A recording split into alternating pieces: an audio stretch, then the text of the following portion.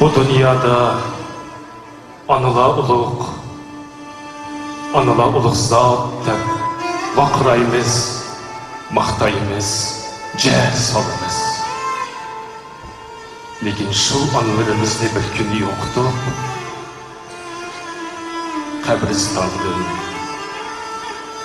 gömüp kaytımız. Anıcan, baharının nefis gülür dehilime dikensiz. Kayaklık biliptimiz, izdeyimiz. Endi yok siz, kayedin tapımız. Biz farzandlar tüpeyli aziz ata-onamiz qirg'anchigida bizga emas, tayinulu tömür yoki yamachasi. Shu xoschilik oqibat qilolmaymiz nemishga? Aytinglar-a. Nemishga ekanligini so'rab nima qilamiz? Nasib bo'lsa, bizmi bir kuni ota yoki ona bo'lamiz. Agar biz shu ota-onalarning ishiga yetsak, shulardek bo'lsak, bilamiz. Kimlardir shu ota-onasining qadriga yetdi, kimlardir yetmadi. Kimlarga ota-onasining yaxshiliklar qaytdi, kimlarga qaytmadi. Kimlarga ota-onasi o'lgandan keyin ota-ona deb zor qaqshab qoldi, kimlarga qoldi. Bir kuni kichik shaharda bir farzand ko'zi ojiz, ko'zi ko'maydigan onasi bilan bilashadi ekan. Bir kun farzand uyiga yugurib kirib, onajon, menga duo bering. Men Makka Madinaga otlanmoqchiman debdi. Onasi, hey balam, ip ketsang meni bil ip ketkin. Ko'zi qarg'u onam tashlab ketmaychimin balam desa, ben sizni Allah'a topşırdım deb uydan chiqib ketibdi. Duo ağan amandır, qag'ish ağan yamandır. Duo bilan er ko'kirar, yomg'ir bilan yer.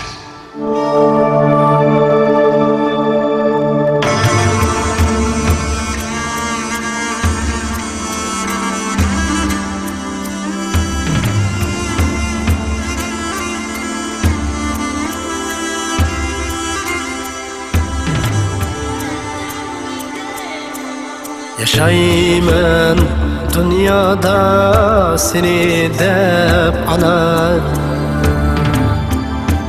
senindin ayrılsam kanda kılar men. Yaşayman dünyada seni dep ana, senindin ayrılsam kanda kılar men. Jürmen bir sinigiminde mana, senindin ayrılsam kanda kılar men. Jürmen bir sinigiminde mana, senindin ayrılsam kanda kılar men. Ketkilik bulsidi ölümni taşlap,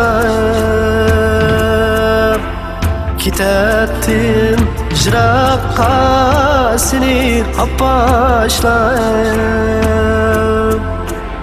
Amanla yürümen gözümni yaşlap, senindin ayrılsam kanda kılar men. Amanla yürümen gözümni yaşlap, senindin ayrılsam kanda kılar men.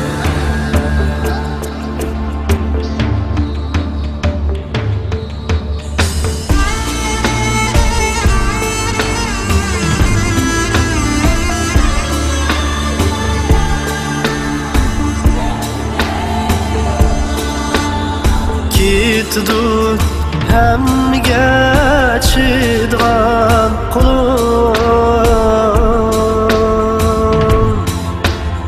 Kitdu bişimni silgan kulum Kitdu mağzatqa çilgan kulum Senindim ayrılsam kanda kılar men Kitdu mağzatqa çilgan kulum Senindim ayrılsam kanda kılar men